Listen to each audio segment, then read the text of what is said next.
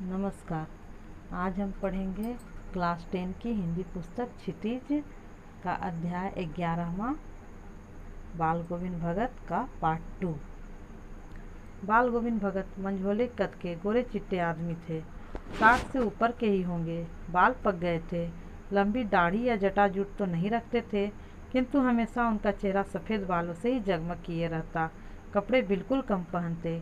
कमर में एक लंगोटी मात्र और सिर में कबीरपंथी किसी कनपट्टी टोपी। जब जाड़ा आता एक काली कमली ऊपर से ओढ़े रहते। मस्तक पर हमेशा चमकता हुआ रामानंदी चंदन, जो नाक के एक छोर से ही औरतों की टीके की तरह शुरू होता। गले में तुलसी की जड़ों की एक बेड़ौल माला बांधे रहते। ऊपर की तस्वीर से यह नहीं माना जाए कि बाल गोविंद भगत साधु थे। नहीं, बिल्कुल गृहस्थ। उनकी गृहिणी की तो मुझे याद नहीं। उनके बेटे और पुतोहू को तो मैंने देखा था। थोड़ी खेती बाड़ी भी थी। एक अच्छा साफ सुथरा मकान भी था। किंतु खेती बाड़ी करते, परिवार रखते हुए बाल गोविंद भगत साधु थे।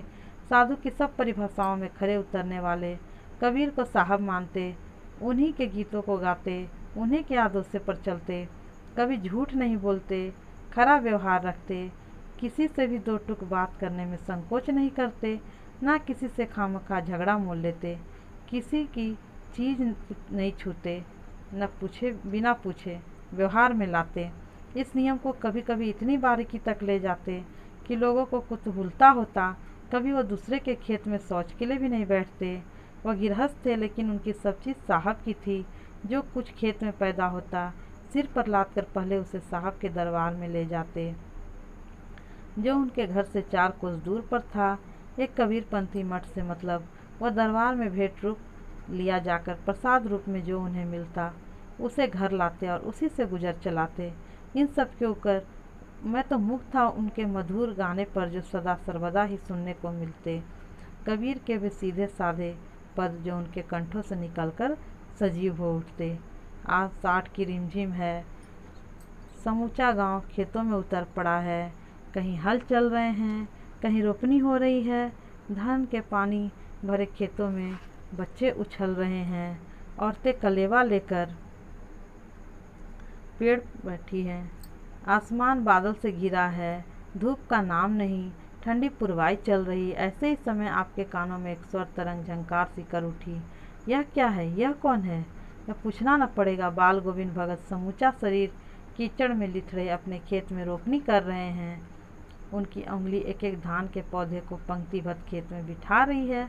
उनका कंठ एक एक शब्द को संगीत के जीने पर चढ़ आकर कुछ को ऊपर स्वर की ओर भेज रहा है और कुछ को इस पृथ्वी की मिट्टी पर खड़े लोगों के कानों की ओर। बच्चे खेलते हुए झूम उठते हैं।